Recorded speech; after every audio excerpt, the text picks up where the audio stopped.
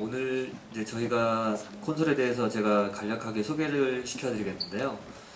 저희가 이제 취급하는 제품이 마이다스라는 브랜드를 취급을 하고 있고요. 그리고 지금 이제 최근에 그 M32라는 이제 콘솔을 저희가 이제 많이 판매를 하고 있는데, 그 제품하고 지금 기존에 쓰던 프로 시리즈하고 뭐 어떤 차이가 있는지 그런 부분들을 제가 간략히 소개시켜 드릴 거고요. 그리고 이제 그 디지털 콘솔들을 이제 앞으로 지금 이제 쓰고 계시고, 또 나중에 차후에 또 새로 구매를 하실 생각도 이제 갖고 계실 것 같은데, 그랬을 때 이제 디지털 콘솔을 선택을 하실 때 어떤 기준으로 선택을 하실지 뭐 이런 것들도 간략하게 이제 제 입장에서, 엔지니어인 제 입장에서 어떻게 분류를 하는지 그거에 대해서 간략히 소개시켜 드리겠습니다. 오늘 제가 이제 강의할 간단한 이제 목차고요. 간단하게 이제 디지털 콘솔에 대해서 소개시켜 드릴게요. 제가 이제 디지털 콘솔들을 실제 기술 지원하면서 이렇게 이제 크게 분류를 하면, 저 같은 경우는 보통 이제 이렇게 분류를 합니다. 보통 이제 DSP 카드가 본체 내부에 그 내장이 되어 있느냐, 이렇게, 아니면 DSP가 외장으로 나와 있느냐, 이렇게 이제 기준을 두고 있는데, 크게 성능적으로 봤을 때는 저는 뭐 이제 내장형이나 외장형이나 이렇게 큰 차이는 없는 것 같습니다. 근데 그 라이브 환경이라는 데가 굉장히 어떤 여러 가지 변수라든지 이런 부분들이 많기 때문에 좀 약간 장비가 좀 헤비해지고 뭐 연결하는데 불편함도 있지만, DSP 외장형을 쓰는 이유는 제가 생각할 때 약간의 이제 뭔가 장비들이 문제가 생겼다거나 이렇게 했을 때 정비의 편리성을 좀 있지 않나 싶은 생각이 들고, DSP 내장형 같은 경우는 아무래도 이제 그런 DSP라든지 이런 부분들이 안에 엔진에 다 내장되어 있기 때문에 이게 뭐 문제가 생긴다거나 했을 때 그게 이제 신속하게 조치되지가 어려운 부분들이 좀 있거든요. 근데 이제 이렇게 외장으로 나와 있으면 DSP 쪽에 엔진에 문제가 있다거나 했을 때 뭔가 정비라든지 이런 부분들이 현장에서 조금 더 신속하게 할 수 있는 부분이 있지 않을까 생각합니다. 네, 그 다음에 이제 보실 게 디지털 오디오, 지금 디지털 콘솔을 쓰기 때문에 최근에 이제 어떤 디지털 오디오를 사용을 할지 그 부분도 생각을 좀 하셔야 될 것 같습니다. 이게 디지털 콘솔들이 단순히 옛날처럼 아날로그 케이블을 꽂아가지고 뭐 인풋 받고 아웃풋 받고 하는 경우도 있지만, 지금 이제 IO라든지 또 이제 앰프와 다른 프로세서 간에 주고받는 신호들 자체가 그 디지털로 주고받는 경우가 상당히 많아진 상황이기 때문에, 내가 디지털 콘솔을 사용을 했을 때 내 장비의 주변에 있는 콘솔들과 아니면 내 주변에 있는 다른 IO들과 아니면 앰프라든지 이런 부분들이 어떤 디지털 신호로 이렇게 주고받을 수 있을지라는 부분도 좀 생각을 해주셔야 될 것 같아요. 그래서 보통 이제 디지털 콘솔 같은 경우도 크게 자기만의 그 네트워크 그 디지털 오디오 포맷을 사용하는 경우가 있고, 뭐 공통된 규격을 쓰는 경우도 있는데, 보통 이제 크게 디지털 오디오 하면 쉽게 이제 P2P 방식이라는, 포인트 투 포인트라는 방식의 오디오를 많이 썼죠. 그게 대표적으로 우리가 그 AS EBU라는 디지털 오디오 보통 이제 많이 쓰시죠. XLR로 해가지고 케이블 하나에서 투 채널 날아가는, 그게 보통 대표적으로 포인트 투 포인트 방식의 그 디지털 오디오죠. 그게 이제 사용의 편리성은 굉장히 높죠. 뭐 특별하게 뭐 시스템을 갖다 패치한다거나 이런 거 없이 연결만 하면 바로 되니까. 그리고 요즘 많이 쓰는 이제 이더넷 방식의 네트워크인데, 이런 부분들을 보시면은 이제 쉽게 많이들 보시는 거 단테 오디오, 그리고 뭐 이제 AVB, AS67들 이렇게 이제 나와 있는데, 네트워크 오디오를 갖다 요즘도 이제 많이 사용들 하시죠. 그렇게 했을 때 멀티 채널로 쉽게 그 시공이 가능하죠. 대신에 이제 포인트 투 포인트 같은 경우는 이 전용 어떻게 보면 그 호환성이 좀 떨어지는 부분도 있는 반면에, 얘기하시는 것처럼 조금 전에 얘기했다시피 장비와 장비 간에 연결했을 때 아주 쉽게 그 오디오를 갖다 주고받을 수 있는 장점은 있습니다. 그런 그 특징들을 제가 이제 이렇게 간략하게 분리를 했는데, P2P 방식의 그 디지털 오디오를 보면 한 가지 단점이라고 하면, 다른 오디오 포맷과는 통신을 할 수가 없습니다. 이게 디지털 오디오지만 완전히 다른 언어 계통의 오디오이기 때문에 뭐 쉽게 생각하시면 AS EBU라든지 마디하고는 직접적으로 통신을 할 수가 없죠. 대신에 요즘 이제 이더넷 베이스 방식 같은 경우는 약간 이제 다른 종류의 네트워크 오디오라도 그 OSI 7 레이어에 이제 레이어 3까지 지원되는 그 네트워크 통신 그 오디오 같은 경우는 서로 호환이 어느 정도 가능합니다. 그래서 단테 같은 경우도 단테 같은 경우도 그 프로그램 패치 컨트롤 화면에 들어가시면 단테 항목이 있고 AS67 항목이 또 있습니다. 별도로. 그래서 그 두 종류 간의 그 오디오는 서로 호환이 가능하고 앞으로 AVB도 단테나 뭐 AS67하고도 같이 호환이 될 예정으로 알고 있는데 아직까지는 지금은 AVB는 안 되는 걸로 알고 있고요. 근데 반면에 이제 포인트 투 포인트 방식들은 진짜 뭐 딱 자기네 장비들끼리만 주고받을 수 있죠. 대표적으로 저희도 AS50 오디오를 쓰는데 저희도 뭐 네트워크 랜 케이블을 사용하고 뭐 광 케이블을 사용하지만 그 다른 회사 장비들 간에 직접적으로 소통을 할 수는 없습니다. 뭔가 이제 다른 장비를 사용을 해줘야 되고요.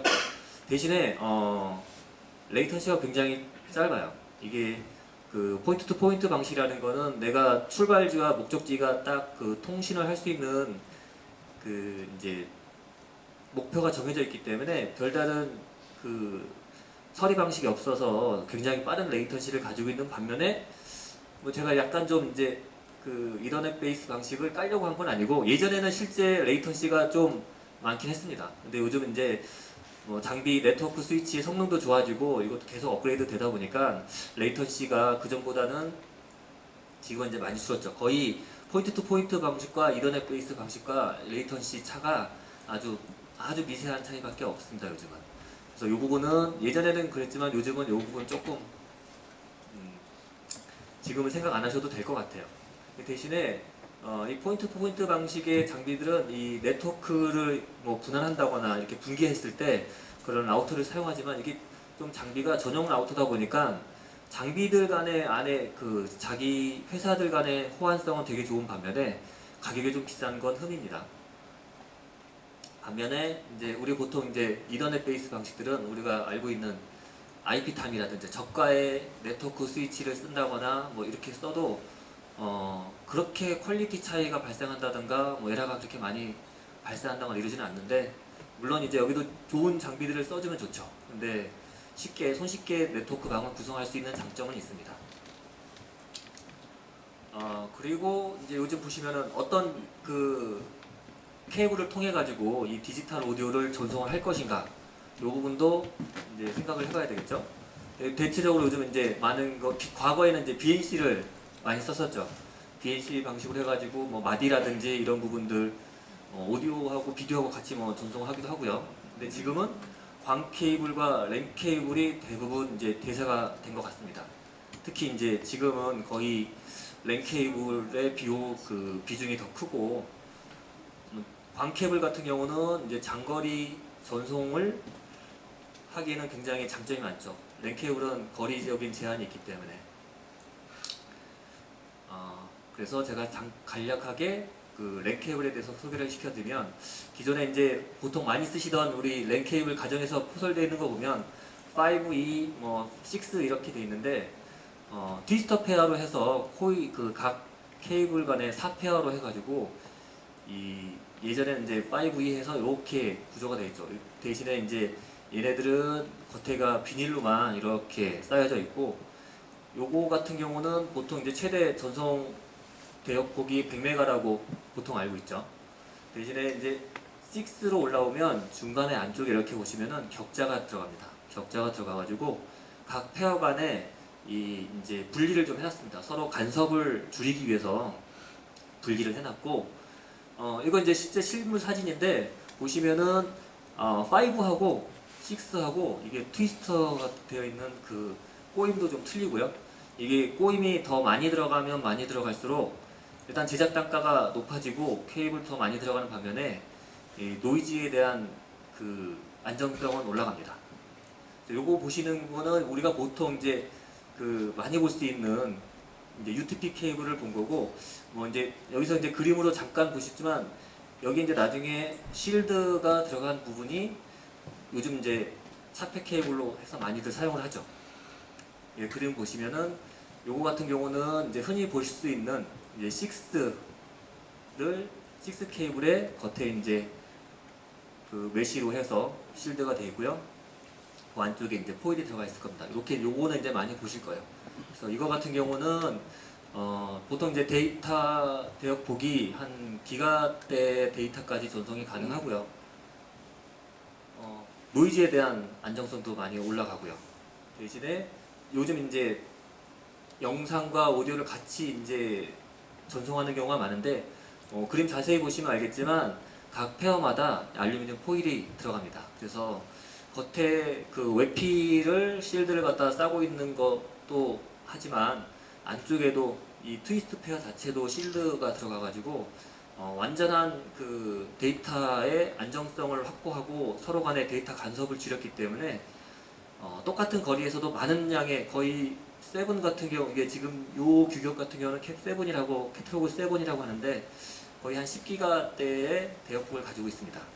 그래서 한꺼번에 많은 이제 오디오를 그러니까 데이터를 전송할 수 있는데 실제로 우리가 그 네트워크 오디오에서 사용하는 오디오의 대역폭은 대부분 다 기가 1기가 정도 미만의 데이터를 사용하기 때문에 뭐 6를 사용하셔도 그렇게 크게 뭐 오디오 퀄리티가 떨어지거나 그러지는 않습니다. 근데 이제 앞으로 이제 그 네트워크 망을 사용을 할 때 이게 공통적으로 오디오만 쓰는 게 아니라 차후에는 이제 그 망을 가지고 영상도 같이 실어서 보낼 수도 있는 상황이 되기 때문에 이제 7을 갖다 사용해 주시면 아무래도 좀 더 많은 다양한 신호와 그리고 안정성을 좀 더 확보할 수 있죠. 이게 실드가 된 거하고 안 된 거하고 차이점은 실제 그냥 이렇게 실내 공간에서 인스톨했을 때는 그닥 그렇게 많이 느끼시지 못할 거예요. 근데 이제 야외에서 케이블을 갖다 포설한다거나 이렇게 했을 때 이 사람들의 그 케이블을 밟거나 아니면은 카페트가 깔려 있는 정전기가 많은 부분에서 사용했을 때는 이 실드가 된 거 안 된 거의 차이는 엄청납니다.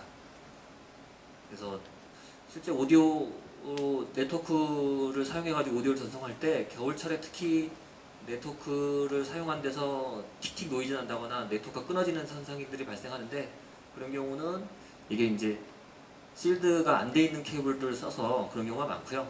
물론 이제 다른 원인도 많지만 그런 경우도 있고 또 지금 이제 이 주변에 눈에 보이지 않지만 RF 주파수라는 게 엄청나게 많은 주파수들이 돌아다니는데 그런 거에도 영향을 받습니다. 이게 그렇기 때문에 안전하게 사용을 하시려고 하면 조금 더 작업은 힘들지만 그 UTP보다는 STP를 써주시는 게 조금 더 나을 것 같습니다. 그리고 보시는 거는 많이 보셨죠? 이건 광 케이블인데 광 케이블이 이렇게 보면은 보통 보셨을 거예요. 주황색이 있고 노란색이 있고 우리가 흔하게 볼 수 있는 케이블인데 이게 우리가 이제 좀 아시는 분들은 저건 멀티 케이블이고 저건 싱글 케이블이구나 이렇게 생각을 하시는데 그조차도 싱글 멀티? 근데 뭐 똑같은 모양의 뭐 규격인데 써도 되는 거 아니야? 해가지고 혼용해서 쓰는 경우들 많이 있습니다. 이게 이제 있는데 거리가 가까우면 될 수도 있어요. 될 수도 있는데 이게 싱글과 멀티 케이블의 차이가 이 엄청난 차이가 있는데 그걸 모르고 그 사용했다는 게 얼마큼 위헌성이 있는지 제가 그림으로 잠깐 보여드릴게요. 이게 지금 광 케이블의 직경을 크게 확대해 놓은 거고요. 지금 보시면은 여기가 지금 멀티 케이블입니다. 그리고 이게 싱글 케이블. 이 안에 조그맣게 보이는 게 실제 이게 이제 광 케이블의 그 코어라고 하는데 여기를 통해 가지고 그 레이저 빛이 통하는 거거든요.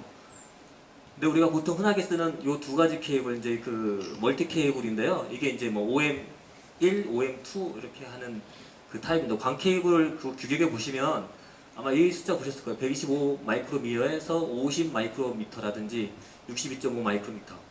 요게 지금 보시면 요 이제 코어의 직경을 얘기하는 건데요. 얘하고 이렇게 써도 요만큼의 차이가 있기 때문에 뭐 에러가 발생할 수 있어요. 근데 그래도 대충은 나갑니다.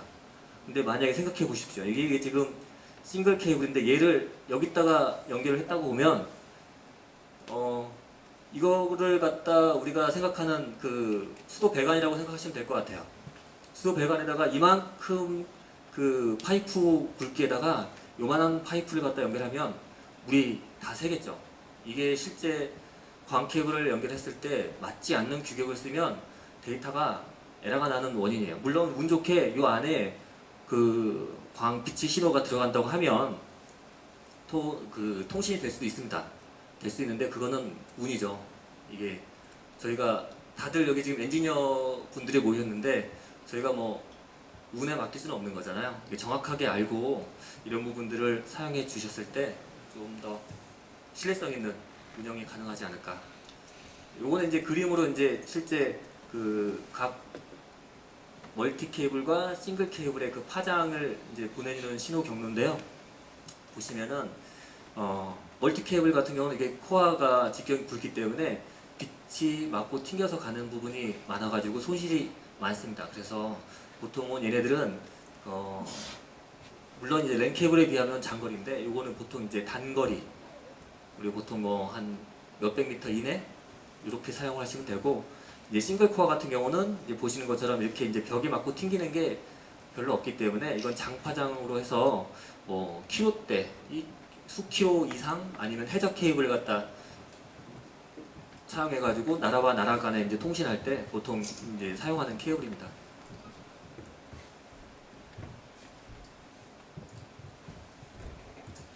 이렇게 이제 지금 설명드린 거는 이제 기본적으로 디지털 콘솔을 썼을 때 이 정도는 생각하고 콘솔을 이제 구매하고 그리고 인프라를 구축하고 케이블을 선정하고 이런 생각을 좀 가지고 이렇게 선정을 했으면 하는 바람에서 제가 이제 설명을 드렸고요. 지금부터는 저희가 마이다스 콘솔에 대해서 설명을 드리겠습니다.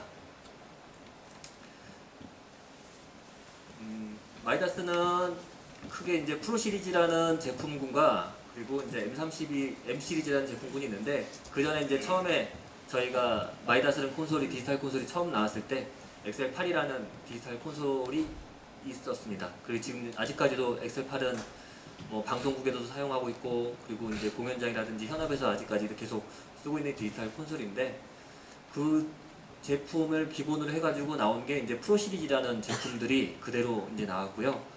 그리고 이제 최근에 약간 이제 그 마이다스 콘솔을 사용하고 싶지만 너무 이게 프로 시리즈가 고가이기 때문에 그 제품을 이제 저렴하게 만든 성능은 마이다스 프리를 성능을 유지하면서 만든 M 시리즈 이렇게 제품군이 있습니다. 요건 이제 제가 간략하게 제품마다 뭐 특징이라든지 이런 부분들을 표로 이렇게 만들어 봤는데요. 주목해서 보실 거는 지금 이제 이렇게 그 빨갛게 나와 있는 부분, 이 부분들을 보시면 크게 프로 시리즈 여기까지만 보시면은 여기에 샘플링 레이시 얘는 44.1, 48, 얘는 48, 그리고 얘네들은 다 96이죠. 같은 마이다스 콘솔과 AS50을 사용하는 그 네트워크 방식이지만 이 샘플링 레이시 틀리기 때문에 M 시리즈와 프로 시리즈 간의 직접적인 그 통신은 불가합니다. 대신에 이제 약간의 다른 장비를 사용을 해주셔야 되고요. 그리고 이제 그 프로 시리즈와 엑셀8을 비교했을 때 여기 보시면 이제 DSP 설치 형태라고 되어 있는데 이게 이제 그 엑셀8이나 프로 X 같은 경우는 DSP가 렉형으로 해가지고 외장으로 밖에 나와 있습니다. 아마 무대에서 아까 오셔가지고 보셨는지 모르겠는데 이 앞에 보시면은 그 렉에 보면 검은색으로 해서 엔진 렉이 있습니다. 이게 이제 그 프로 X가 사용하는 DSP 엔진이고요. 그리고 하나 더 보실 게 여기 보면 네트워크 라우터 주예비와 이제 마스터 컨트롤 주예비라는 부분이 있는데 뭐 마스터 컨트롤 주예비라는 거는 이게 그 디지털 콘솔들이 좋기는 하지만 아무래도 얘는 이제 컴퓨터 보드가 들어가 있는 상태이기 때문에 운영 중에 죽을 수도 있습니다. 부팅이 안 될 수도 있고 뭐 여러 가지 원인에 의해서 작동 안 할 수도 있거든요. 이거 아시겠지만 여러분들 컴퓨터 윈도우 쓰실 때 부팅이 100% 된다는 보장이 없죠. 중간에 멈추기도 하고 꺼지기도 하고 마찬가지로 디지털 콘솔도 그런 그 PC 같은 회로가 안에 들어가 있기 때문에 100% 이 제품이 언제든지 어떨 때든지 작동할 수 있다는 보장은 없습니다. 그렇기 때문에 그런 부분들을 저희가 그 예비로 작동할 수 있게끔 그 리던던트 기능이 있는지 없는지 해서 여기 표시가 되는 거고, 물론 이제 프로 1, 프로 2 같은 경우가 얘네들은 리던던트 기능은 없어요. 대신에 제품을 사용하다가 뭐 중간에 뭐 문제가 발생을 했을 때 그 시스템을 갖다 전원을 껐다가 다시 켜는 게 아니라 제품 뒤편에 그 리셋 버튼이 있습니다. 리부팅 할 수 있는 기능이. 그래서 운영 중이라도 마더보드만, 메인보드만 다시 리부팅 해가지고 시스템을 복구할 수 있는 그런 그 예비 기능은 되어 있습니다. 물론 M32는 그런 기능은 없고요. M32는 중간에 뻥 나면 껐다 키셔야 돼요. 위험하지만. 요거 이제 간략하게 그림으로 제가 이제 보여드리는 건데, 뭐 크게 보시면은 이 부분이 약간 좀 지금 틀릴 거예요. 여기 보시면은 프로 X 같은 경우는 엔진넥 안에 DSP 카드와 라우터가 다 일체형으로 들어가 있는 부분이고요. XL8 같은 경우는 라우터 부분과 DSP 엔진이라고 해야 되죠? DSP가 다 별도로 분리가 되어 있습니다. 분리가 되어 있어가지고 XL8 같은 경우는 실제 이거를 저도 초기 와가지고 세팅할 때는 되게 힘들었어요. 이게 디지털 믹서인데 디지털 같지가 않았거든요. 너무 랜 케이블을 너무 많이 설치해가지고 기본적으로 DSP 그 카드 하나씩마다 랜 케이블이 2개가 들어가야 돼요. 10개니까 총 20개를 연결을 해야 되고요. 그리고 IO들도 연결하고 하면은 엄청나게 많은 랜 케이블들이 들어갑니다. 제가 이거를 하면서 랜 케이블을 되게 잘 집어줬어요.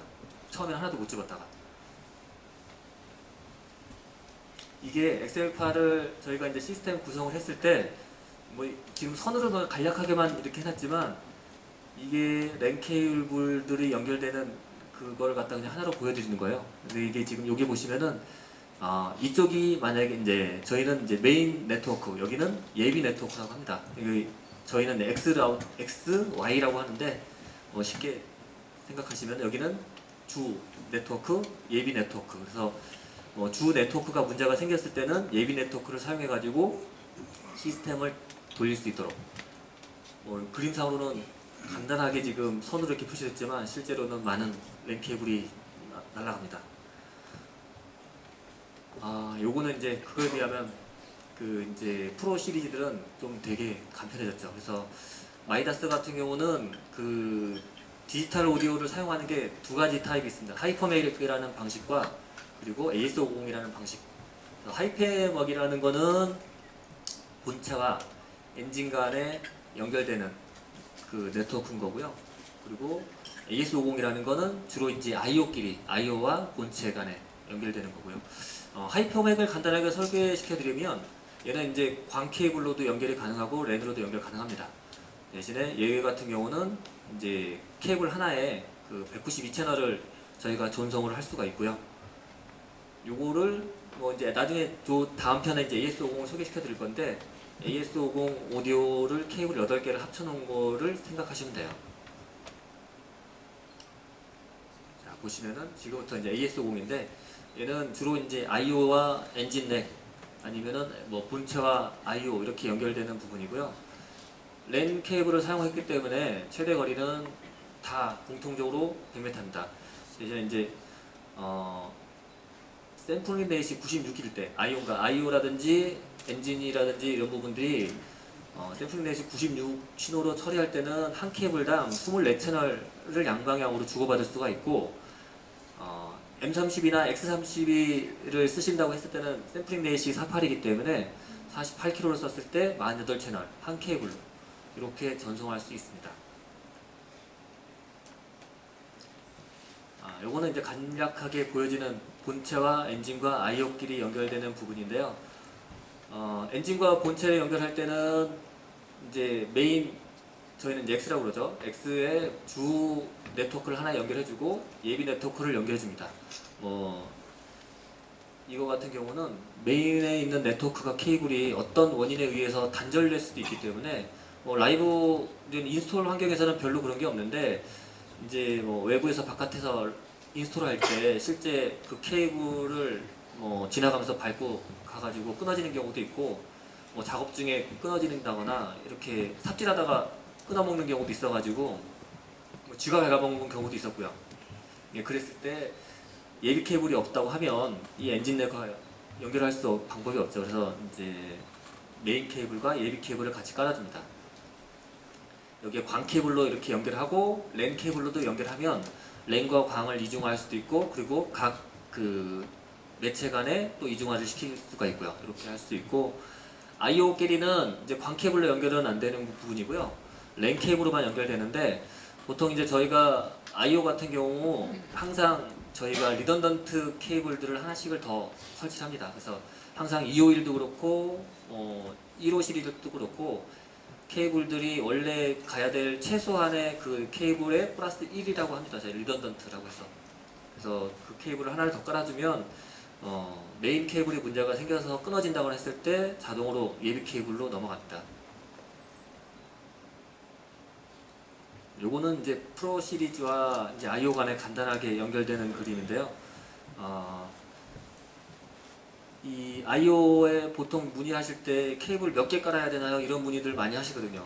저희 I/O가 뭐 이렇게 프로 2와 DL251, 뭐 DL251 이렇게 나갔을 때 케이블 몇 개 설치해야 됩니까? 이런 문의를 하면 이제 저희가 이제 몇 개를 설치하고 이렇게 하면 된다고 이제 말씀드리는데, 그걸 이제 쉽게 생각하시면 여기에 이제 인풋이든 아웃풋이든 최대 전송할 수 있는 그 최대 이제 받아들일 수 있는 채널에서 24로 나눠주시면 돼요. 이게 아까 얘기했다시피 케이블 하나당 저희가 24채널씩 전송한다고 했기 때문에, 그러면 각 채널마다 그 해주시면 돼요. 그래서 48개니까 케이블 2개. 근데 예비로 이제 하나를 더 깔아주는 거죠. 메인 케이블이 2개 중에 하나가 문제가 발생했을 때 리던던트 넘어가게끔. 제가 이제 케이블을 갖다 2개를 갖다 표시를 했는데, 실제로는 153이라는 I/O는 이제 16인에 8 아웃입니다. 그래서 케이블을 하나만 설치해 주시면 돼요. 근데 이제 하나를 더 하는 거는 리던던트로.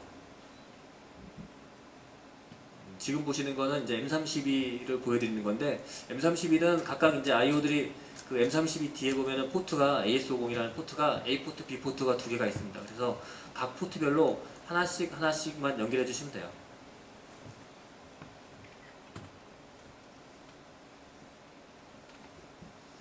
지금 이제 설명드릴 거는 이제 뭐 간단하게 그 본체하고 I/O에 대해서 간략하게 설명드렸는데, 이제 저희가 이제 I/O들을 갖다 설명드리면서 이게 종류가 많다 보니까 뭐 어떤 I/O가 뭐예요? 이렇게 물어보시는 분들이 많거든요. 그래서 제가 그 I/O를 이제 몇 가지 제 나름대로 기준에 맞춰가지고 좀 분류를 해봤는데, 한번 보시죠.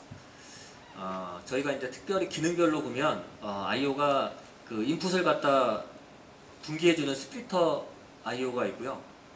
그리고 그 이제 모듈러 타입으로 된 I/O가 있습니다. 그래서 인풋이든지 아웃풋이든지 8개씩 단위로 그 사용자가 원하는 대로 구성할 수 있는 그런 I/O가 있고, 그 다음에 이제 보통 그 픽시드 타입이라고 해가지고 딱 인풋이 48개, 출력이 16개, 그리고 인풋 8, 아웃풋 8, 그리고 AS EView 이렇게 딱 정해져 있는 타입의 I/O가 있습니다.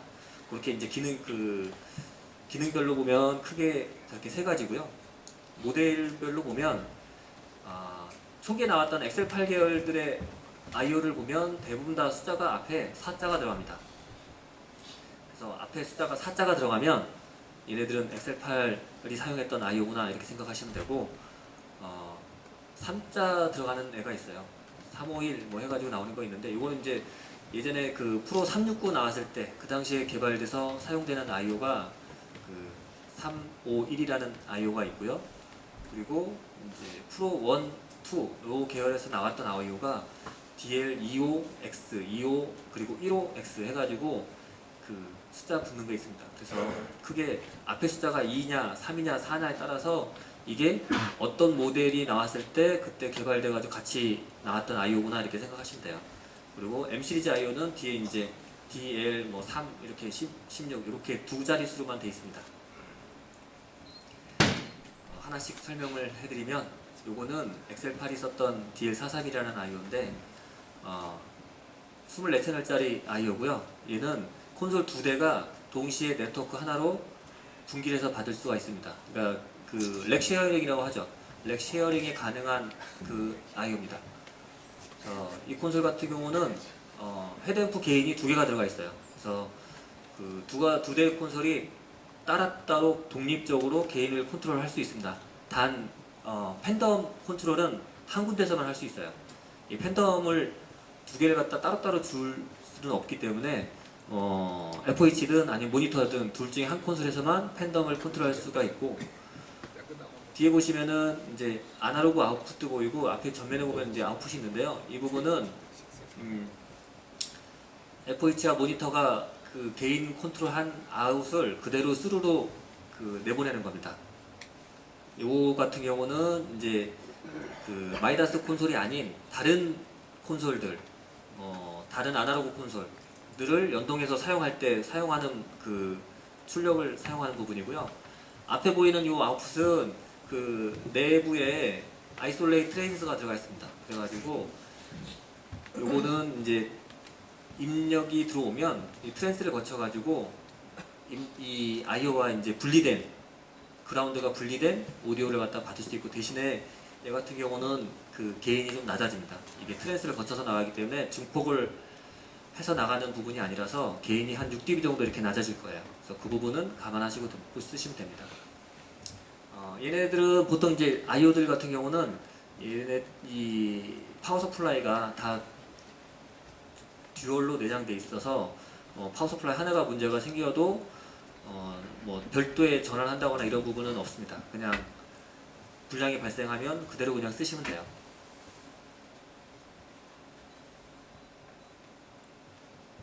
지금 보시는 I/O는 이제 뒤에 카드를 갖다 이렇게 삽입을 할 수 있습니다. 그래서 얘를 갖다 인풋을 꽂던 아웃풋을 꽂던 구성을 해가지고 사용할 수 있는 거고요. 주로 이제 엑셀 파일에서 쓸 때는 인풋은 431을 사용하고 아웃풋은 주로 얘를 썼습니다. 물론 이제 얘를 가지고도 인풋도 썼지만 인풋은 431을 담당하고 아웃풋은 얘로 주로 담당을 했습니다. 그래서 대신에 이제 얘 같은 경우는 그 파워 서플라이가 듀얼은 아니에요. 그 싱글로 되어 있기 때문에 다른 거 약간 좀 이제 공간적인 제약도 있고요. 이게 이제 431이나 이런 애들은 그 공간이 커서 파워 서플라이가 두 개가 이렇게 들어갈 만한 공간이 되는데, 얘 같은 경우는 파워 서플라이를 갖다 구겨넣을 만한 공간이 없습니다. 그래서 안타깝지만 싱글로 되어 있고요. 얘는 그냥 얘는 콘솔 한 대만 쓸 수 있는 I/O. 그러니까 얘는 그냥 메인 콘솔이 아웃풋만 보낸다든가, 아까 전에 431 같은 경우는 두 대 콘솔이 인풋을 분기를 했지만 얘 같은 경우는 그냥 한 대에서만 쓸 수 있는 I/O입니다. 지금 보시는 I/O는 지금 이제 제가 프로 X라고 했는데 이제 프로 369에서 사용했던 I/O고요. 보시면은 카드가 이제 8장을 갖다 구성할 수 있습니다. 그리고 얘도 마찬가지로 파워 서플라이가 듀얼로 구성되어 있고, 카드는 최대 그 종류가 이제 몇 가지가 있는데, 이 한 카드에 인풋과 아웃풋을 동시에 가지고 있는 카드가 있습니다. 그 카드를 구성하시면은 최대 64 곱하기 64의 입출력을 갖다 동시에 쓰실 수가 있습니다. 요게 이제 그 351이든지 451이든지 사용하실 때 그 꼽는 이제 I/O 카드 종류인데요. 주로 이제 인풋과 아웃풋을 많이 쓰는 요 카드를 많이 사용을 하고, 예전에는 그 TRS 입력을 많이들 써가지고 이걸 쓰긴 했는데, 최근에는 요 카드는 많이 이제 안 쓰는 부분이 많고요. 이게 그 외장 아웃보드라든지 이런 거 쓸 때는 많이 이제 썼는데, 지금은 이제 거의 잘 안 쓰는 부분이고요. 이게 인풋과 아웃풋을 동시에 가지고 있는 카드입니다. 이 카드가 타입이 디서브로 돼 있어가지고 이걸 사용하신다고 하면 이제 좀 작업을 해주셔야 돼요. 디서브 작업을 좀 해주셔야 되고, 이거 보여진 카드는 요거는 이제 그 AS EBU 인풋과 아웃풋을 사용할 수 있는 카드입니다. 가격은 얘가 일단 제일 비싸고요. 그 다음에 얘가 인 아웃을 동시에 가지고 있기 때문에 얘가 그 다음으로 비싸요. 그리고 얘가 비싸고 얘가 제일 쌉니다. 아무래도 출력만 나가기 때문에 별도의 회로가 그렇게 많이 들어가진 않아서 얘는 좀 가격이 저렴하고요. 그 다음에 이제 얘가 조금 가격이 나가죠.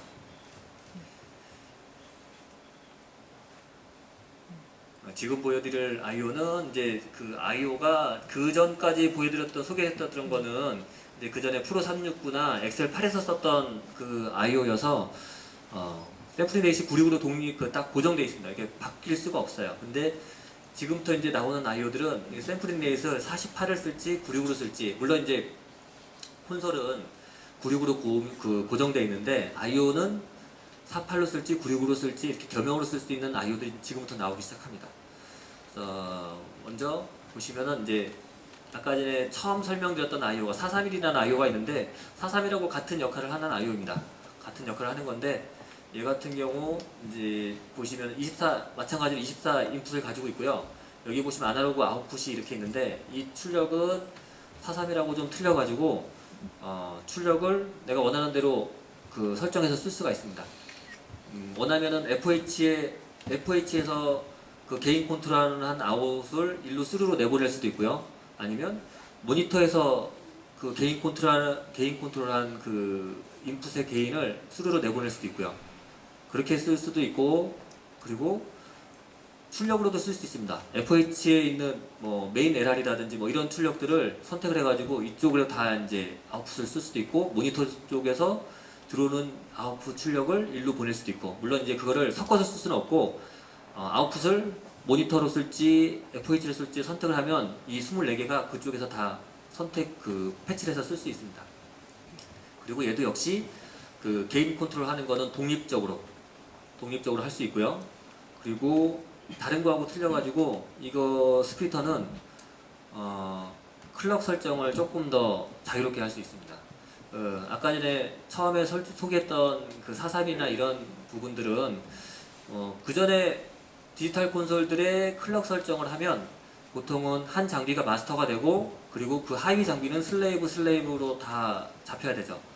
이렇게 잡혀야 되는 것들이 단점이 뭐냐면 마스터 클럭으로 잡혀있는 장비가 문제가 생기면 나머지 하위 콘솔들이 그 순간에 먹통이 돼버린다는 문제들이 있거든요. 근데 이 IO 같은 경우는 두 대의 디지털 콘솔들이 이 IO를 쓸 때 동시에 마스터로 잡을 수가 있습니다. 그리고 샘플링 레이스를 동시에 48로도 내보내고요, 96으로도 내보낼 수가 있어요.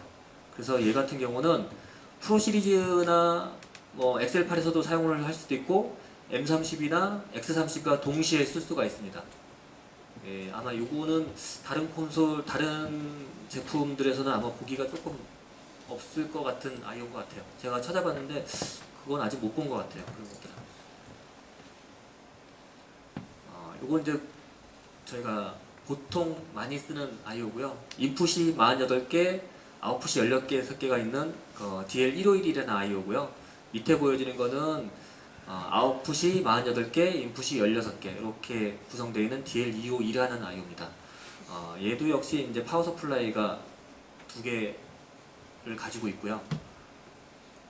이거는 이제 샘플링 렛을 그 전환을 하려고 하면 초기에 설정할 때 앞에 전면에 보면은 이 부분에 그 샘플링 레이스를 설정하는 부분이 있습니다. 그래서 스위치를 이렇게 홀딩하고 있으면 그게 이제 그 96에서 48로 바뀌는 부분이고요. 제가 이 251은 참 이게 스토리가 많은 게, 이게 전면에 이런 샘플링 레이시라든지 클럭 설정이라든지 이런 부분들이 있어가지고 이게 운영 중에 바뀌는 경우가 좀 많이 있었어요. 초창기에. 보통 이제 아시겠지만 콘솔을 갖다 책상 위에다가 이렇게 올려놓고, 그리고 시공할 때 IO가 콘솔 밑에 데스크로 들어가는데 실제 운영할 때 이렇게 하시다 보면 다리를 갖다 책상에 앉아가지고 다리를 이렇게 꼬고 딱 있으면 이 발끝의 위치가 딱 요 위치에 갑니다. 예, 그래서 콘솔을 운영하다가 무의식적으로 여기에 있는 샘플링 레이 스위치라든지 클럭 설정을 갖다 홀딩하고 있으면은 이게 바뀌어버려요. 그러면서 이제 오디오가 다 끊긴다든가, 아니면 다행히 그냥 오디오만 끊기면 되는데 이게 그 샘플링 레이시 바뀌어버리면 그 순간 전 채널에서 이게 노이즈가 꽝 하고 뜨거든요. 그래서 실제로 그런 부분들 때문에 그 운영 중에 에라는 아니고 어떻게 보면 약간 좀 안전한 그 시공이 좀 안 된 거죠. 그런 부분들이 좀 있었어요. 그래서 이제 그 다음에 나오는 아이오들은 앞에 전면에 스위치로 안 되어 있고요. 그러니까 메뉴 버튼을 눌러가지고 그 안에 들어가가지고 다 설정하게 되어 있어요. 지금 보시는 거는 이제 그 모양 봐서는 처음에 제가 보여드렸던 그 451이라는 아이오하고 거의 비슷한데 그거를 갖다 컨셉을 해서 만든 겁니다. 이거 같은 경우는 딱 이제 종류가 5종류가 있어가지고 인아웃 구성을 인풋 24개, 아웃풋 24개, 그리고 인풋 16, 아웃풋 8, 그리고 아웃풋 16, 인풋 8, 그리고 여기는 이제 아날로그 인, 아날로그 아웃, ES, EBU 이렇게 구성되어 있는 겁니다.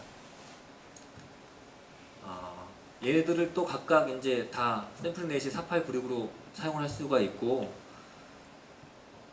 얘 같은 경우도 설정을 할 때 메뉴에 들어가가지고 바꿔주셔야 돼요. 그래서 그 251만 전면에 그 버튼식으로 돼가지고 그런 설정하게끔 돼 있고, 지금 231라든지 15 시리즈 같은 경우는 별도의 메뉴가 있어가지고 그 메뉴를 설정하게 돼 있어서 그 부분이 편한 부분도 있고요, 불편한 부분도 있어요. 251 같은 경우는 전면에 버튼이 이렇게 나와 있으니까 이제 운영자가 저한테 전화해가지고 뭔가 문의를 한다거나 이렇게 뭐 바꾼다고 했을 때 제가 이제 금방 그분들도 눈에 보이니까 제가 전화를 해가지고 그 지시사항을 알려드리면 쉽게 뭔가 설정을 할 수가 있는데, 지금 이제 151이라든지 아니면 231라든지 얘네들은 메뉴에 이제 몇 번 들어가서 해야 되니까 그게 이제 그 유선상으로 전화로 했을 때 조금 저희가 어드바이스 해드리는 게 어려움은 좀 있죠. 지금 소개시켜 드릴 거는 이제 M32에 관련된 아이오고요. M32 관련한 아이오들이 문의들이 의외로 좀 많이 있어요. 이게 뭐 M32 같은 경우는 이제 약간 이제 데이체인 방식을 사용해 가지고 설정할 수도 있기 때문에 그 부분들 어떻게 사용하는지 뭐 물어보신 분들이 많이 있거든요. 뭐 앞에 프로 시리즈 아이오 같은 경우는 장비에서 개 장비만 딱 그 연결해서 사용하기 때문에 뭐 그렇게 크게 설정을 한다거나 그냥 아이디만 바꿔주면 되거든요. 장비가 똑같은 장비인데 너는 1번, 너는 2번, 너는 3번 요것만 지정해주면 콘솔에서 쉽게 이제 설정을 할 수가 있는데, M 시리즈 같은 경우는 I/O가 좀 그런 부분이 잘 안 돼 있어요. 그래서 별도의 이제 뭐 스위치를 누르고 이렇게 버튼을 돌리면 LED 불이 뭐가 이렇게 들어오고 하는데 그 부분들을 쉽게 이제 그 이해가 안 되신 분들이 많이 있거든요. 그래서 그 부분을 제가 설명드릴게요. M32가 사용할 수 있는 I/O 종류입니다. 그래서 I/O 종류고, 여기까지 보여드리는 거는 이건 이제 저희가 마이다스에서 나오는 그 I/O고요, 대표적으로. 그 다음에 이제 여기 보시면은 저희 가족 회사죠, 베링거입니다. 같이 사용을 하셔도 돼요. 이게 문의가 많이 오거든요, 실제로. 베링거를 쓸 수 있냐, 뭐 다른 회사 제품인데 쓸 수 있냐 하는데, 뭐 같은 AS50을 사용하는 네트워크이기 때문에요, 사용하셔도 무방하고, 실제 저희가 그 M32가 처음에 출시됐을 때 이거 DL16, DL 시리즈 I/O가 저희가 좀 그 출시가 좀 늦어가지고 실제 저희도 납품할 때 S16 구매해가지고 저희도 납품하고 많이 했어요. 그래서 뭐 크게 구애 안 받으셔 상태에서 쓰시면 됩니다. 지금 이제 보여드리는 거는 이제 DL16을 사용할 때 이렇게 이제 그 세팅하는 테이블 시트인데요. 이게 이제 이거를 쉽게 이해를 하면 좋겠는데 이게 저도 이렇게 언뜻 보면 잘 눈에 안 들어와요. 근데 이제 주로 이제 여기까지가 우리가 많이 쓰는 I/O 세팅이거든요. 그래서 요게 테이블이 이렇게 있다는 게 매뉴얼 보면 나와 있는데, 매뉴얼은 저도 마찬가지 잘 안 보게 되더라고요. 이게 누구한테 물어봐가지고 빨리 답을 받기를 원하지 이 매뉴얼 찾아가면서 본다는 게 이게 쉽진 않더라고요.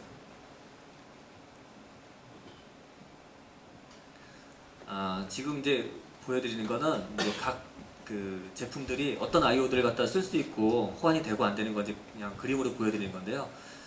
실제 이제 프로 시리즈 I/O들은 여기까지는 뭐 마음대로 쓰셔도 됩니다. 대신에 이제 얘네들은 사용하려고 하면 별도의 이제 직접적으로 쓸 수는 없고 별도의 장비를 사용하셔야지만 얘를 쓸 수 있는 상태고요.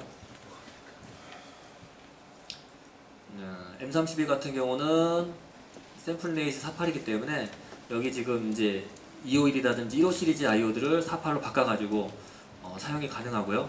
당연히 이제 요 위쪽들은 사용이 불가하죠.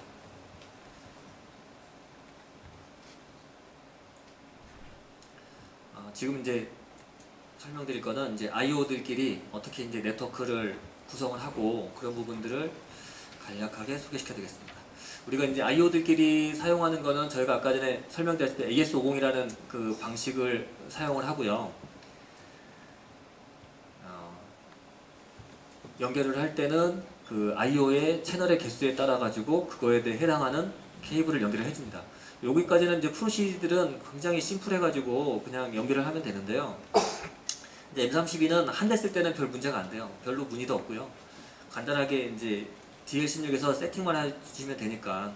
근데 이제 두 대를 갖다 쓰기 시작해서부터는 이제 여기서부터 조금씩 어려움을 좀 찾으시는 것 같아요. 이게 힘들어 하시더라고요.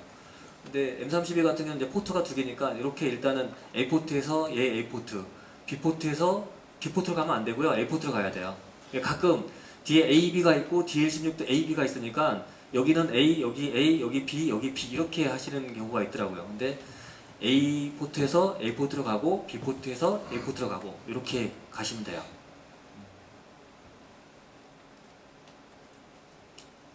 그리고 이제 제일 많이 문의 들어오는 부분이 이 부분이에요. 이게 이제 포트 하나를 써가지고 A포트를 써서 얘를 넘겨주고 다시 이제 데이치엔으로 해가지고 이렇게 연결할 때, 이렇게 했을 때 IO 설정을 어떻게 할지, 뭐 포트를 어떻게 연결을 할지 이 부분들이 그 제가 전화 받는 믹서 문의하는 것 중에서 M32 전화 받으면 이게 거의 한 60% 정도, 70% 정도 차지하는 것 같아요.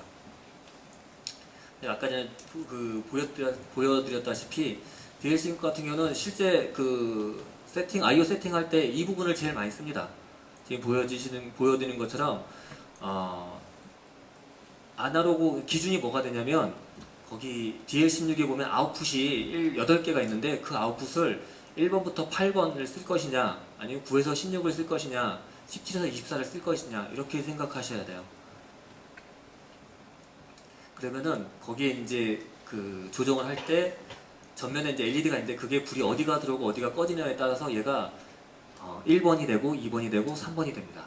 그 부분을 보여드리면 일단은 연결을 하실 때 M30에서 포트가 이렇게 나오죠. 그러니까 최대 3대까지 돼요. 3대까지 된다는 게 제가 아까 설명드렸다시피 AS50이 48로 썼을 때는 그 맥시멈 채널이 48개이기 때문에 16개씩 자르면 이게 이제 총 3대까지는 데이치엔으로 연결하실 수 있습니다. 그러면은 A포트에서 나온 게 이 콘솔의 IO의 A포트로 갑니다. A포트로 가고 그 다음에 연결할 때는 여기 B포트를 다음에 A포트로 가고요. 그 다음에 다시 여기 B포트가 다시 A포트로 갑니다. 이렇게 연결을 해주시면 되고요. 케이블은 지금 이제 보여드리는 거는 이제 DL16을 이렇게 봤을 때 세팅하는 그 그림인데요. 일단 첫 번째가 인풋이 1번부터 16, 그리고 두 번째가 인풋이 17에서 32, 그 다음에 세 번째가 그 33에서 48 이렇게 돼야 되죠. 그러면 이제 아웃풋이 1에서 8, 9에서 16, 17에서 24 이렇게 설정해야 되는데 자세히 보시면은 이 그림에 보시면은 여기까지 램프는 다 똑같습니다. 근데 여기에 이제 아웃풋이라는 부분이 이렇게 이제 있는데 이게 플러스 8에 불이 들어오냐 그리고 아웃풋에 플러스 16에 불이 들어오냐 이 차이를 보시면 돼요. 그거를 갖다 이제 설정을 하시려고 하면 여기 보시면은 전면에 DL16에 여기 컴피그라는 스위치가 있습니다. 얘를 누르시고요. 여기 이제 헤드앰프 이 볼륨 노브를 갖다 돌려주시면 이 불빛이 변합니다. 변하는데 이거를 갖다 이 그림처럼 이렇게 만들어주시면 돼요. 하나씩 하나씩. 물론 이제 이거는 3개 설정할 때고 2개만 하신다고 하면 여기까지만 하시면 돼요. 여기까지만.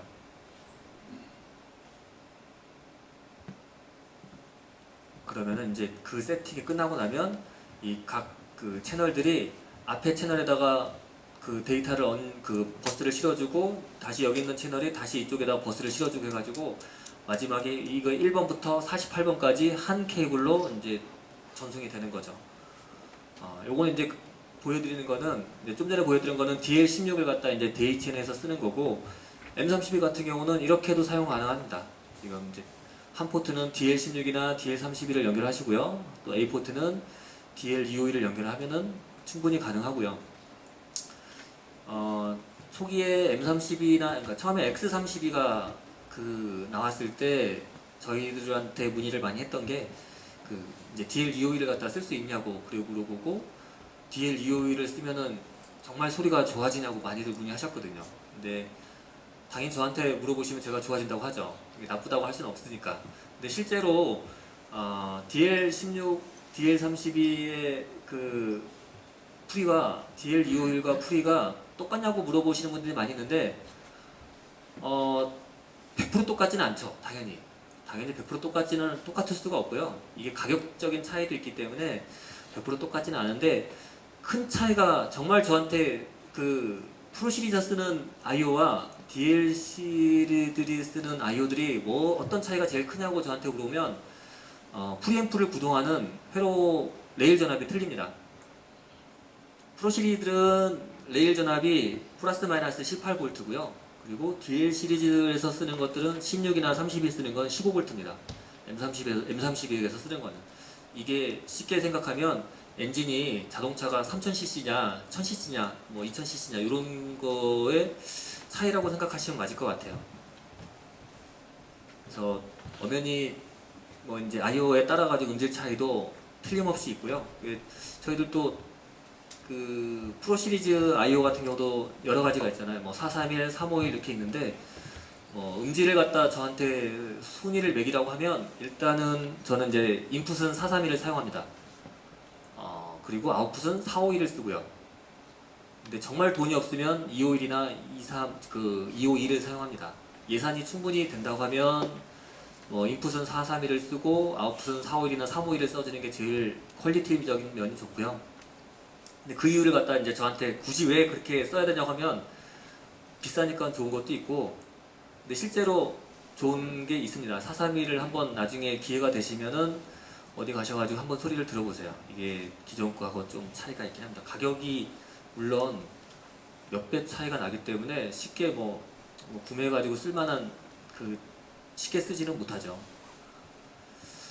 M32 쓸 때 이런 것도 문의를 하세요. 이게 이제 DL16이 데이 체인이 되니까 프로 시리즈 아이오하고 DL16과 DL32가 이렇게 데이 체인이 되냐고 문의하는 분들도 있고, 또 DL153이나 15 시리즈들의 아이오를 갖다 이렇게 데이 체인이 되냐고 물어보는데, 일단 프로 시리즈에서 사용하는 아이오는 데이 체인 기능이 없습니다. 그 데이 체인 기능이 되는 건 DL16, 32만 가능하고, 프로 시리즈에서 사용하는 아이오들은 일단은 데이 체인 기능이 없습니다.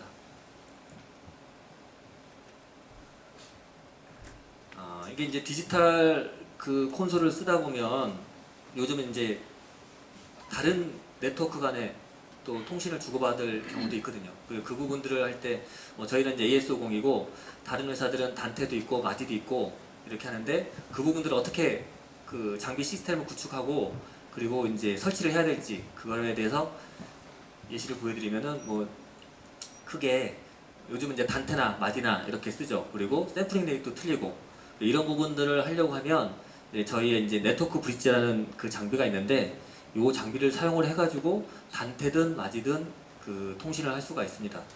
그래서 9650을 간략히 설명해드리면, 이렇게 이제 원료짜리 장비에 여기에 이제 그 마이다스가 쓰는 AS50이나 네트워크 포트를 연결하는 부분이 있고요.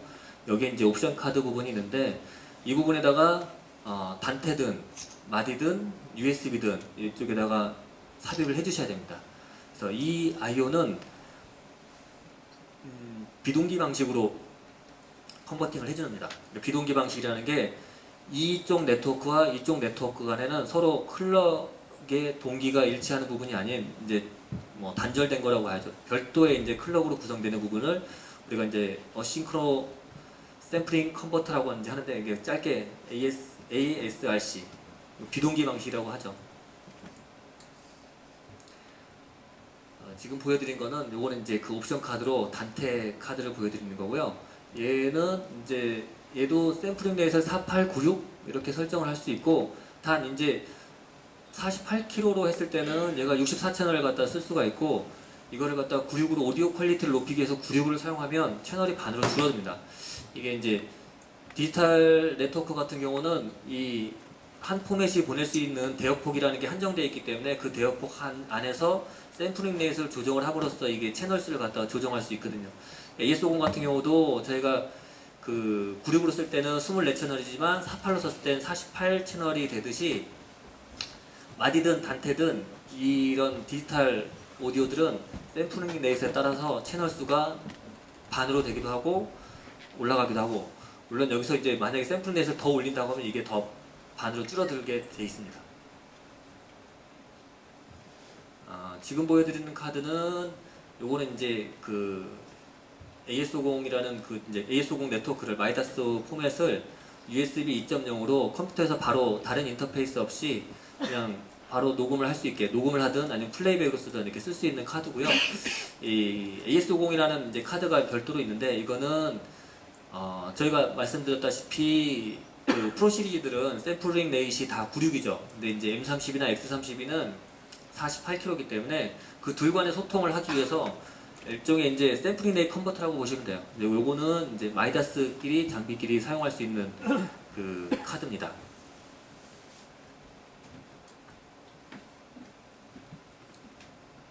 그리고 지금부터 설명드릴 거는 디지털 오디오를 이제 주고받고 하면 이게 이제 거리를 갖다 100m라는 부분이 한정되어 있죠. 네트워크가 랜 케이블 거리라는 게 100m로 한정되어 있는데, 그 부분을 어떻게 극복을 할지, 더 멀리 보낼 수 없을까, 이제 그런 부분들에서 많이들 아마 이제 접하시게 될 거예요.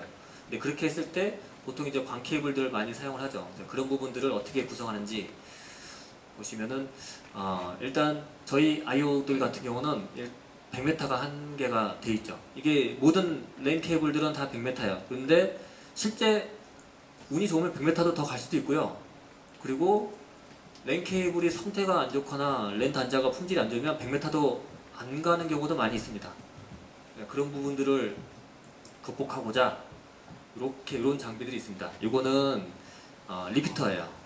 그냥 AS50을 인풋이 들어오면 그걸 갖다 100m를 더 연장할 수 있는 리피터고, 요거는 이제 그 아시는 분 아시겠지만 저희 이제 DI 박스가 있습니다. DI 뭐 200이나 100이라든지 박스가 있는데 딱 그 사이즈예요.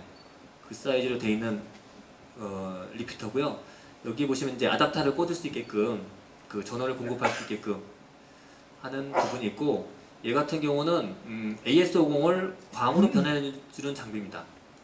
그래서 얘도 지금 포트가 2개죠. 얘도 마찬가지로 포트가 2개입니다. 이 랜 포트 2개를 받아가지고 물론 이제 랜 케이블 하나로도 보낼 수 있는데, 저는 이 장비는 이 부분은 랜 케이블은 별로 의미가 없는 것 같아요. 이게 진짜 중요한 거는 광 케이블 하나로 장거리를 보내는 게 이 의미가 있지 않나 싶습니다. 그래서 얘 같은 경우는 그 구매를 하시게 되면 이 장비 한 박스 안에 그 한 쌍이 들어가 있어요. 그래서 얘 같은 경우 그냥 하나인데, 얘 같은 경우는 그 광으로 변환된 걸 다시 풀어야 되잖아요. 랜으로. 그렇기 때문에 이걸 구매하시면 딱 한 쌍의 장비로 구성되어 있습니다. 그래서 이건 광 케이블로 전환되는 거고, 얘 같은 경우는 M32나 X32도 사용하실 수가 있어요. 샘플링 레이스 AS50을 48로 바꿔가지고 하실 수가 있고요. 지금 보여드리는 거는 AS50 8포트를 한 케이블로 전송하는 겁니다. 얘는 박스 단위가 이거 하나입니다. 그래서 얘는 구매를 하실 때 2대를 구매를 하셔야 돼요. 가격은 이거 가격 하나와 이 앞에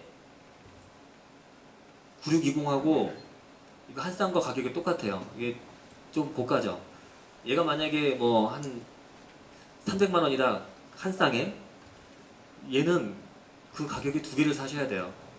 좀 고가긴 한데, 이게 이 여러 IO를 갖다 광 케이블로 하나로 이렇게 날릴 수 있다는 게 뭐 이런 공연장에서는 별로 그렇게 쓸 일은 없죠. 근데 이제 큰 뭐 운동장이라든지 잠실 주경기장 같은 데서 장비를 갖다 이렇게 크게 돌린다거나 했을 때는 뭐 케이블 하나로, 랜 케이블을 여러 가지 안 날리고 광 케이블 하나로 보낼 수 있기 때문에 굉장히 유용하고요.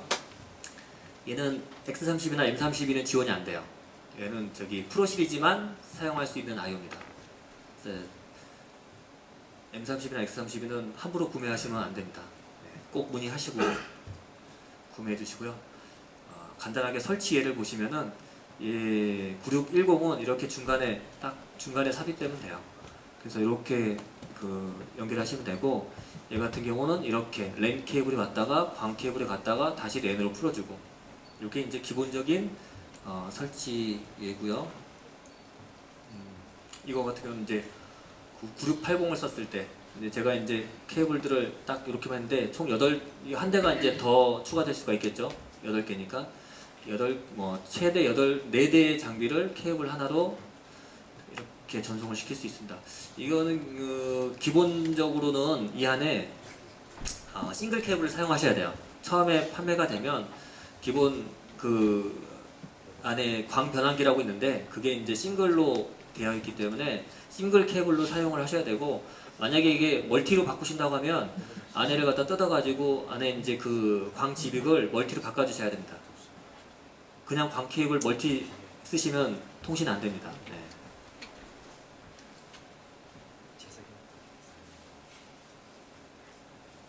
지금 이제 설명드릴 건 콘솔을 2대를 사용을 하려고 하면 한 IO를 써가지고 2대 콘솔이 렉 쉐어링을 어떻게 할까 이제 하는 건데, 요거는 이제 아까 제가 설명드렸던 DL2홀이라는 IO를 쓰셔야 되고요. 이렇게 이제 기본적인 구성을 하시면 한 IO를 가지고 스피커를 인풋과 아웃풋을 갖다 나눠서 쓸 수 있습니다. 그렇게 되면 한쪽은 이렇게 이제 같은 한 IO를 동시에 96으로 사용할 수 있고요. 또 한 IO는 48로 해가지고 동시에 48과 96을 이렇게 사용해가지고 이쪽은 FH 출력, 이쪽은 모니터 출력 이렇게 구성할 수 있는 IO가 231라는 IO입니다.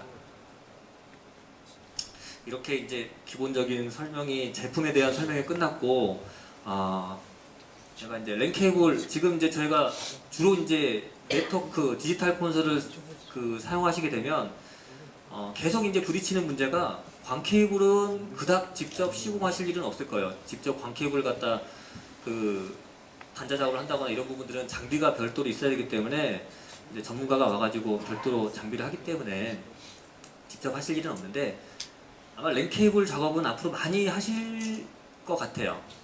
저도 사운드 솔루션 입사하기 전에는 랜 케이블이라는 거 자체를 제가 찝어본 적도 없고, 랜 케이블이 8가닥이라는 거는 얼핏 들은 적은 있으나 제가 실제 가닥수를 세워본 적도 없고, 근데 이제 제가 입사하고 나서 디지털 콘솔을 하면서 랜 케이블들을 많이 찝었죠. 처음엔 찝을 줄을 몰라가지고 실수도 많이 하고, 근데 이제 엑셀파를 몇 대 설치하면서 기능이 있는 단계까지는 올라갔습니다. 아직 장인은 안 됐고, 그래서 지금 랜 케이블을 찝는 거는 저는 누구보다도 잘 찝을 수 있다고 생각하는데, 이게 굉장히 중요한 부분이에요. 이게 그냥 아날로그, 옛날에 우리가 XLR이라든지 멀티 케이블이라든지 이런 거 하시는 것처럼 쉽게 생각하셔가지고 그냥 아무나 막 작업해도 되지 않을까라고 생각하실 수도 있는데, 우리가 일반적으로 랜 케이블 가지고 이제 통신을 할 때 우리가 이제 인터넷을 보통 많이 하죠. 인터넷을 많이 하는데, 그래들은 랜 케이블 상태라든지 아니면 단자라든지 이런 부분들이 퀄리티가 떨어져도 우리가 데이터 정보를 주고받을 때 별로 불편함을 못 느끼실 거예요. 왜냐면은 데이터가 날라오더라도 신호가 손실이 발생하면 다시 요청해가지고 다시 받기 때문에, 이게 데이터 속도라든지 아니면 다운로드 시간이라든지 이게 변화가 있을지언정 데이터가 중간에 완전히 끊어지는 경우는 별로 없죠. 그런 경우는 아예 그냥 인터넷망이 없어진다거나 이러지 않으면은. 근데 이제 우리가 쓰는 그런 이제 인터넷에서 우리가 통신하는 것들은 실시간이 아니기 때문에 별로 그렇게 데미지가 없는데, 우리가 사용하는 지금 디지털 오디오들은 리얼타임입니다. 리얼타임. 즉각적으로 반응해야 되고, 이 신호를 주고받을 때 조금이라도 뭔가 에러라든지 이런 게 발생하면 즉각적으로 반응하는 부분들이 이게 실제 라이브 환경에서 다 알아채거든요. 이게 아시겠지만 뮤지컬 공연을 한다거나 특별 공연할 때 조명 한두 개 나가고 하다못해 무대 장치가 잘못돼도 관객들은 잘 몰라요. 그냥 일종의 효과라고 생각하죠. 근데 음향은 조금만 뭔가 문제가 생기면 저는 모르는데 다 알아요. 오히려 저는 잘 몰랐는데 관객들은 다 알더라고요. 그런 경우들이 너무 많아가지고, 특히 이제 이런 랜 케이블 같은 경우는 시공을 하시거나 설치를 할 때 저도 물론 처음엔 잘 몰랐어요. RJ45가 그렇게 중요한지. 이게 지금 이제 시공이라든지 지금은 이제 많이들 신경을 쓰시는데 초창기만 해도 저희가 그 시공한다거나 이런 데 가면 RJ45 작업하시는 분들이 일반 통신공사 하듯이 하세요. 작업을. 일반 통신공사 할 때는 별 상관없습니다. RJ45 아무거나 막 써도 돼요. 그거를 근데 그 당시에 이제 하고 나서 저희가 나중에 그 공사가 끝나고 나서 저희가 가서 보면 그 RJ45 단자에 대한 문제가 엄청 많습니다. 그분들이 사용하시는 단자를 보면 개당 100원에 해당하는 그 좀 싼 것들을 쓰죠. 근데 이거 보통 많이 쓸 수 있는 거 LS에서 판매하는 개당 이제 한 1,000원 정도 되는데 그걸 쓰는 거와 안 쓰는 거 차이가 굉장히 커요. 수명도 틀리고요. 그래서 이 부분들을 좀 많이 신경 써주셔야 되고, 이게 여러분들의 그 크레임이라든지 보고서 쓰는 횟수를 줄여줄 수도 있습니다. 그리고 되도록이면은 이제 이도콘을 써주시는 게 좋죠. 이게 조금의 흔들림이라든지 유격이라든지 이런 게 생기면 안 되기 때문에 이도콘을 써주시면 되는데, 실제 이도콘을 시공하신 분들은 잘 안 쓰시려고 하죠. 이게 단가가 비싸기 때문에 그분들 입장에서는. 그리고 한 번 더 말씀드리지만 이제 UTP보다는 지금 이제 다 STP를 쓰셔야죠. 이게 제가 실제로 그 디지털 콘솔을 기술 지원하면서 장비 문제가 있어가지고 에러가 나는 경우도 많았지만 한 반은 차지하는 것 같아요. 이 부분이 네트워크라든지 이런 부분들이 에러가 발생하는 부분이 한 반은 차지하는 것 같고, 그리고 제가 조금 더 신경 쓰는 게 뭐 이제 지금 아날로그 때는 패치베이 많이 쓰셨잖아요. 근데 랜도 이렇게 패치베이를 좀 많이 쓰시더라고요. 되도록이면 랜 같은 경우도 패치베이를 안 쓰시는 게 더 낫지 않을까. 여러분들이 아시겠지만 기본적으로 그 트위스트 페어라는 게 100m를 날아가는데 실제로 그 100m가 안 날아가는 경우도 많죠. 그런 부분들이 그 랜 케이블들을 작업을 하면 이미 그 랜 케이블 작업을 할 때 그 트위스터 페어는 이미 무너지게 돼 있습니다. 이게 케이블을 갖다 직선을 피기 때문에 트위스트 페어의 꼬임은 그때부터 깨지기 시작하는 거고, 그때부터 에러의 가능성이 더 높아지죠.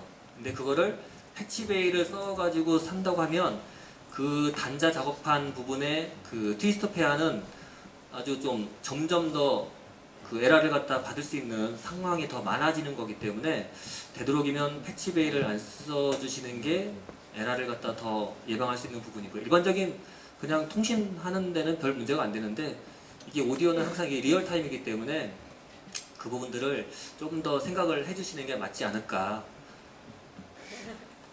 감사합니다. 네, 우리 최원석 부장님께 큰 박수 한번 부탁드리겠습니다.